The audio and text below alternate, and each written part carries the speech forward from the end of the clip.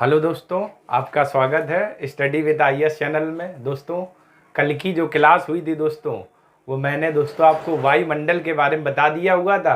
और आज की दोस्तों एक बेहतरीन मैं क्लास शुरू करने जा रहा हूँ पृथ्वी का ऊष्मा बजट, यानी पृथ्वी का ऊष्मा बजट को लेकर। तो जिन लोगों ने दोस्तों अभी तक मेरे चैनल को सब्सक्राइब नहीं किया तो आप लोग सब्सक्राइब कर लें और लाइक कर लें, और दोस्तों ज़्यादा से ज़्यादा शेयर करिएगा। तो चलिए दोस्तों, आज की बेहतरीन सी क्लास मैं शुरू करने जा रहा हूँ पृथ्वी की ऊष्मा बजट को लेकर।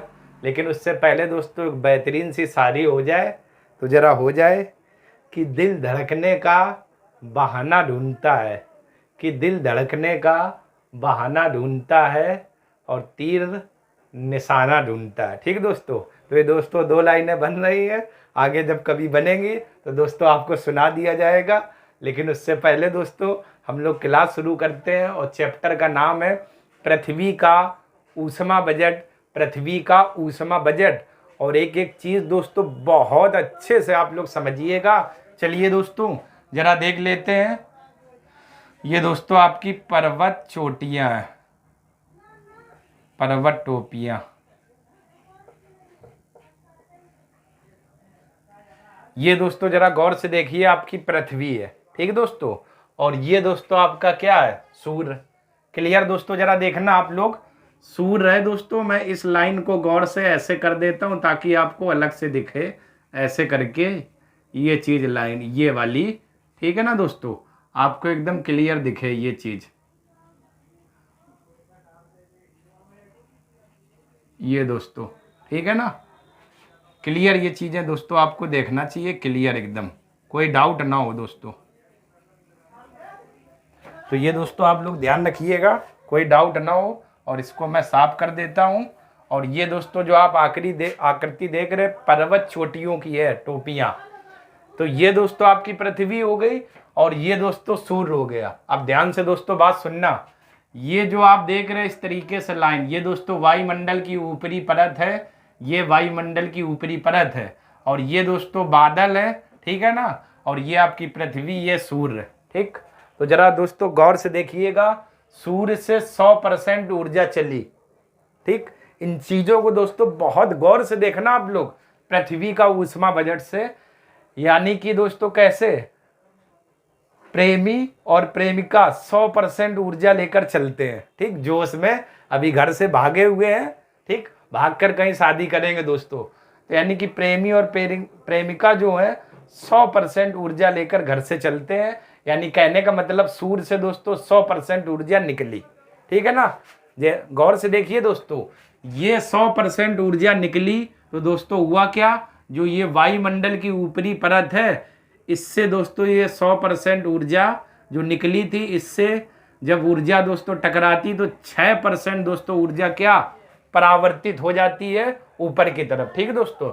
यानी 100% ऊर्जा गई थी, लेकिन दोस्तों वायुमंडल से 6% ऊर्जा क्या हो जाती है, परावर्तित हो जाती है। 6% ऊर्जा या 6 यूनिट परावर्तित, या आप इसे लिख सकते हो यूनिट की जगह 6%, ठीक दोस्तों। तो यहाँ पर हम लोग देख सकते हैं 6% ऊर्जा परावर्तित। तो इसका मतलब दोस्तों जब 100 में से 6 निकल जाएगी तो 94% ऊर्जा दोस्तों बचेगी। ये चीज़ क्लियर है ना दोस्तों। यानी 100 में से अगर 6% ऊर्जा निकल गई तो दोस्तों 94% ऊर्जा बची। और ये दोस्तों 94% ऊर्जा ऐसे बढ़ती हुई आगे चली, और दोस्तों बीच में यहाँ पर बादल है, और जब बादल से टकराई दोस्तों, तो इन बादलों से दोस्तों 27% ऊर्जा परावर्तित हो गई, और वो कहाँ पर आ गई, वायुमंडल में। क्लियर दोस्तों ना। मैं कहना दोस्तों ये चाह रहा हूँ, 94% ऊर्जा यहाँ से ऐसे चली थी, और दोस्तों ये बादल से टकराई, और बादल से जैसे ही टकराई तो इससे दोस्तों क्या हुआ, 27% ऊर्जा परावर्तित हो गई, यानी ऊपर आ गई।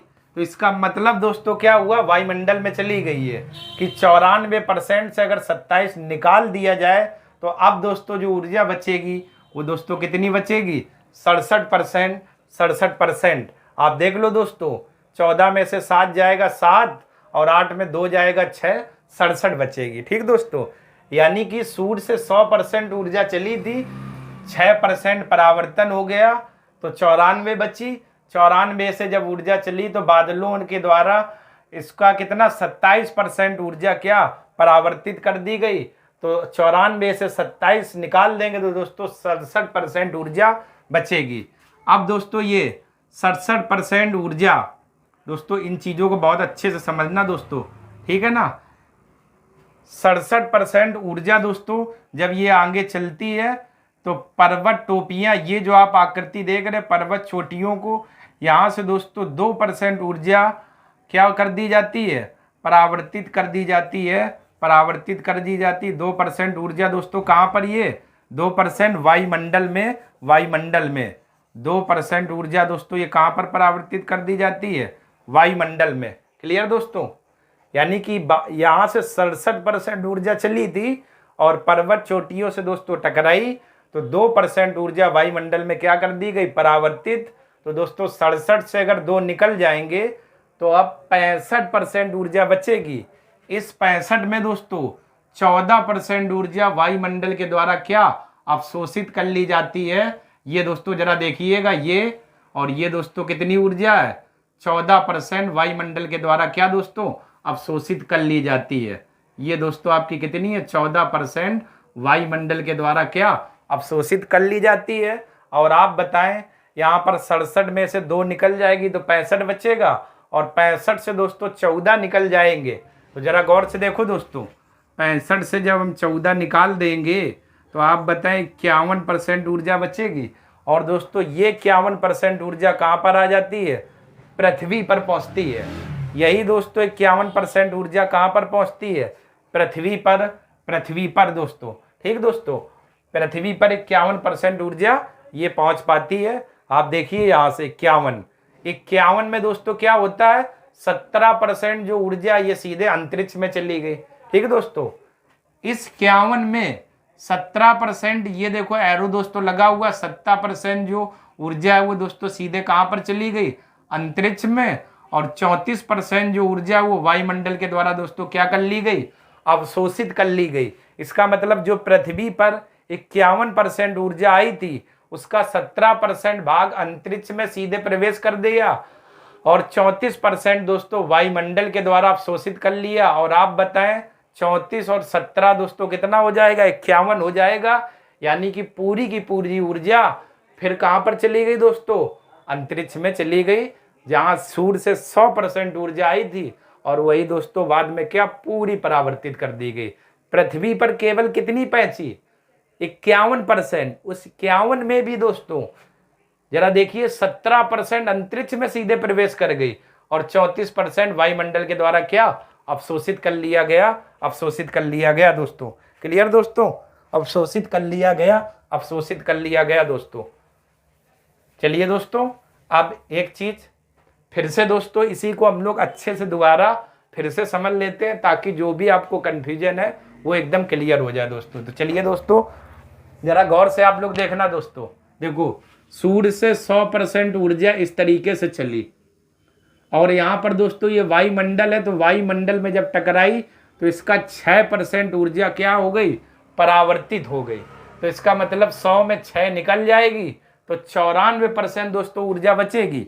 ठीक दोस्तों, ये चीज आप समझ रहे, 100% ऊर्जा में 6 निकल गई तो 94 बची और 94% ये ऊर्जा आई और बादलों में जब प्रवेश की दोस्तों तो बादलों के द्वारा 27% ऊर्जा वायुमंडल में क्या कर दी गई परावर्तित कर दी गई।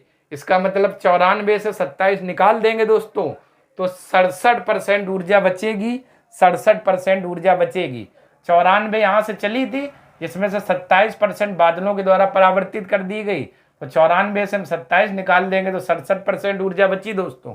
ठीक, अब 67% ऊर्जा ऐसे चलती है तो 2% ऊर्जा यहाँ पर्वत चोटियां हैं, पर्वत चोटियों से परावर्तित होकर वायुमंडल में परावर्तित कर दी जाती है और 14% ऊर्जा वायुमंडल द्वारा दोस्तों क्या अवशोषित कर ली जाती है।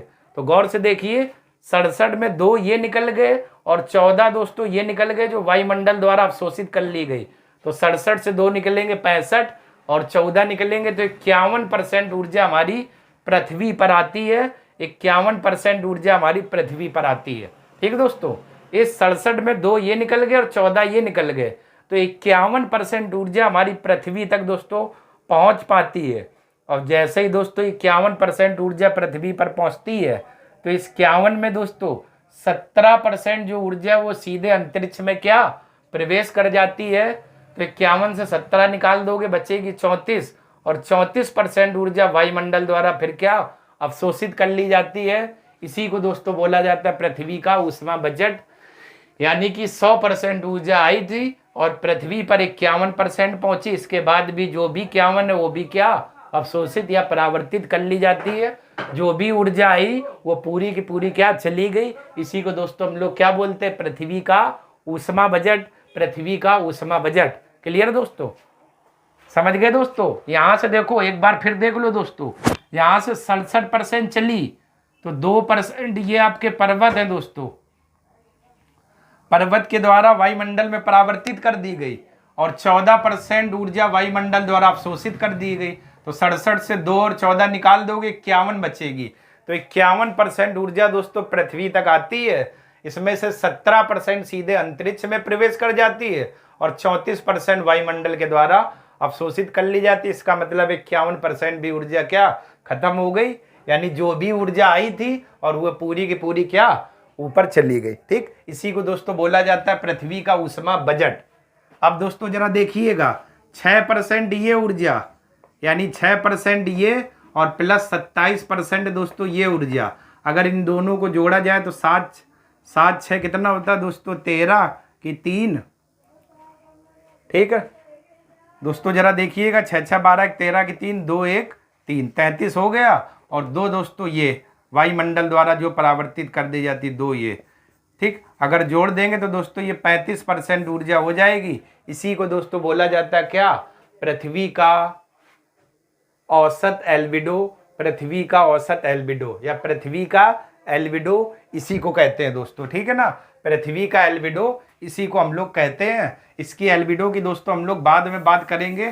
पहले दोस्तों आप लोग क्या ये जो मैंने समझाया हुआ है, क्या ये चीज दोस्तों आप लोगों को क्लियर है कि नहीं है, तो आप लोग कमेंट करना। ठीक है दोस्तों, बहुत अच्छे से दोस्तों मैंने समझा दिया हुआ है। एक बार फिर रिकॉल कर लेते। 100% ऊर्जा चली, 6 परावर्तित हो गई तो 94 बची।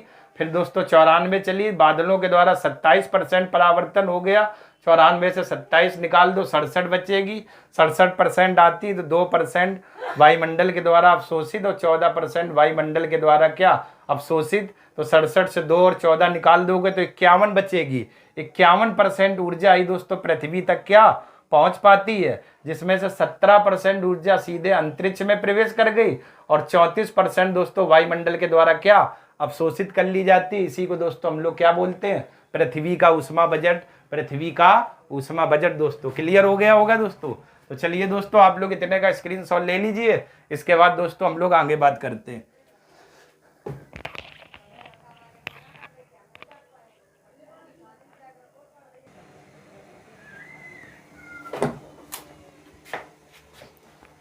तो चलिए दोस्तों, आप लोगों ने चित्र के माध्यम से देखा पृथ्वी का ऊष्मा बजट क्या क्या था। ठीक दोस्तों, एक बार जरा दोस्तों जो आपको लिखना है उस पर देख लेते। 100% ऊर्जा दोस्तों ये है, जिसमें से दोस्तों 35% जो है इसे हम लोग क्या बोलते हैं, पृथ्वी का एल्बिडो, पृथ्वी का एल्बिडो। चित्र में दोस्तों 27% बादल के द्वारा परावर्तित और 2% पर्वत चोटियों के द्वारा और 6% धूल कण के द्वारा। तो ओवरऑल इसे जोड़ोगे तो यही 35 हो जाएगा। इसी को दोस्तों बोला जाता है पृथ्वी का औसत एल्बिडो, इसी को बोला जाता है पृथ्वी का औसत एल्बिडो। ठीक है दोस्तों, इसके बाद अगर बात करें इस 65% में दोस्तों, 65% में अगर बात की जाए तो 65% में 14% दोस्तों वायुमंडल के द्वारा ऊर्जा क्या कर ली जाती है, अवशोषित कर ली जाती है, अवशोषित। और 51% दोस्तों क्या पृथ्वी का अवशोषण होता है, मतलब 51% ऊर्जा पृथ्वी पर पहुंच जाती है। ठीक है दोस्तों, 14% वायुमंडल के द्वारा क्या अवशोषण कर लिया जाता है और 51% जो ऊर्जा है दोस्तों पृथ्वी पर पहुंच जाती है। और जब ये पृथ्वी पर इसका अवशोषण हो जाता है दोस्तों, तो 17% ऊर्जा सीधे अंतरिक्ष में चली गई और 34% ऊर्जा वायुमंडल के द्वारा क्या दोस्तों अवशोषित कर ली गई, अवशोषित कर ली गई। क्लियर दोस्तों। तो इसका मतलब पृथ्वी पर जो 51% ऊर्जा आई थी, 17 ये अंतरिक्ष में चली गई और 14% वायुमंडल के द्वारा अवशोषित हो गई। तो ये भी दोस्तों 51% पूरी की पूरी ऊर्जा कहाँ पर चली गई, अंतरिक्ष में, और इसके बाद कुछ भी नहीं बचता है। इसी को दोस्तों हम लोग बोलते हैं क्या, पृथ्वी का ऊष्मा बजट। पृथ्वी का ऊष्मा बजट, जिसमें से 35% जो ऊर्जा होती है इसे पृथ्वी का औसत एल्बिडो कहते हैं। पृथ्वी का औसत एल्बिडो कहते हैं। अगर दोस्तों आपसे पूछा जाए कि ओवरऑल वायुमंडल के द्वारा कितनी % ऊर्जा अवशोषित की जाती है, तो गौर से देखिए दोस्तों, 34% वायुमंडल द्वारा ये और 14% ये, दोनों को दोस्तों आप लोग जोड़ दोगे अगर, ठीक है दोस्तों, तो दोनों को जोड़ दोगे तो ओवरऑल 48% जो ऊर्जा है वो वायुमंडल के द्वारा क्या अवशोषित कर ली जाती है, अवशोषित कर ली जाती है। 34 ये और 14 ये। क्लियर दोस्तों हो गया। तो चलिए दोस्तों आप लोग इतने का स्क्रीनशॉट लें। इसके बाद आखिरी एक बिंदु और बचा हुआ, उस पर भी दोस्तों हम लोग बात कर लेते हैं। चलिए दोस्तों अब हम लोग बात कर लेते हैं पृथ्वी का एल्बिडो। ठीक है दोस्तों, तो आपको मालूम है पृथ्वी का एल्बिडो बराबर क्या होता है, पृथ्वी द्वारा परावर्तित सौर ऊर्जा और बटे में कुल प्राप्त सौर ऊर्जा इंटू 100। ठीक है दोस्तों,